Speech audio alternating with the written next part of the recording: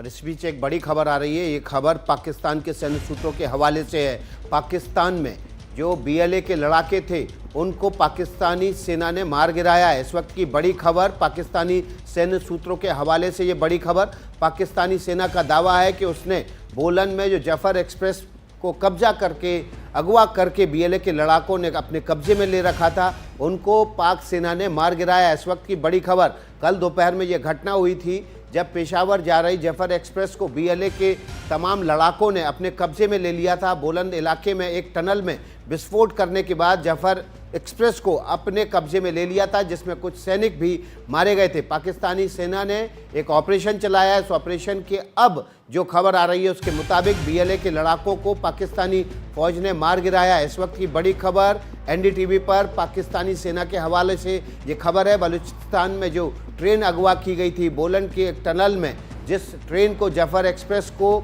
BLA के लड़ाकों ने अपने कब्जे में ले रखा था, उसको अगवा कर लिया था। इसमें कई नागरिक और पाकिस्तानी सेना के जवान अगवा बंधक बना लिए गए थे। अब ये खबर आ रही है कि पाकिस्तानी सेना ने उन तमाम बलूचिस्तान बीएलए के लड़ाकों को मार गिराया है। बलूचिस्तान के इन लड़ाकों पर कार्रवाई करते हुए पाकिस्तानी सेना ने जफर एक्सप्रेस को मुक्त करा लिया है। इस वक्त की बड़ी खबर, ये तस्वीरें आप देख रहे हैं, ये तस्वीरें उस वक्त की हैं जब जफर एक्सप्रेस पेशावर के लिए रवाना हो रही थी और रास्ते में बलूचिस्तान के बोलन टनल के पास इस ट्रेन पर हमला किया गया। बीएलए के लड़ाकों ने इस ट्रेन को अपने कब्जे में ले लिया और इस कब्जे के बाद यहाँ पर जो तमाम जवान और तमाम नागरिक जो मौजूद थे उनको बंधक बना लिया था और बलूचिस्तान की आज़ादी की मांग बीएलए की तरफ से की जा रही थी। हमारे सहयोगी उमाशंकर सिंह इस खबर पर ज़्यादा जानकारी के साथ जुड़ गए। उमा, क्या अपडेट है, किस तरह का एक्शन लिया पाकिस्तानी फौज ने?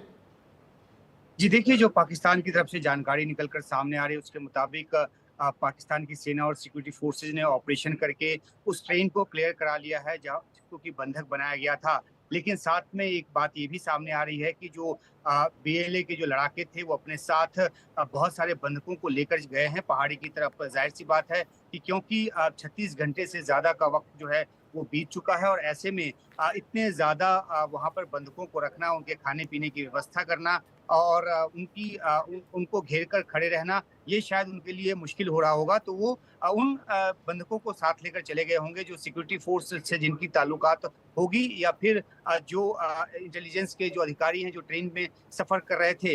तो उमाशंकर, जो पाकिस्तानी सेना का दावा है कि उन्होंने वहां पर कब्जा कर लिया, बीएलए के लड़ाकों को मार गिराया है, लेकिन जो आप जानकारी दे रहे हैं वो और ज़्यादा अपडेटेड है। इससे ऐसा महसूस हो रहा है कि बीएलए ने अपने कुछ चुनिंदा वहाँ पर जो बंधक थे उनको लिया और वो जगह खुद ही छोड़ के सुरक्षित ठिकानों पे चले गए।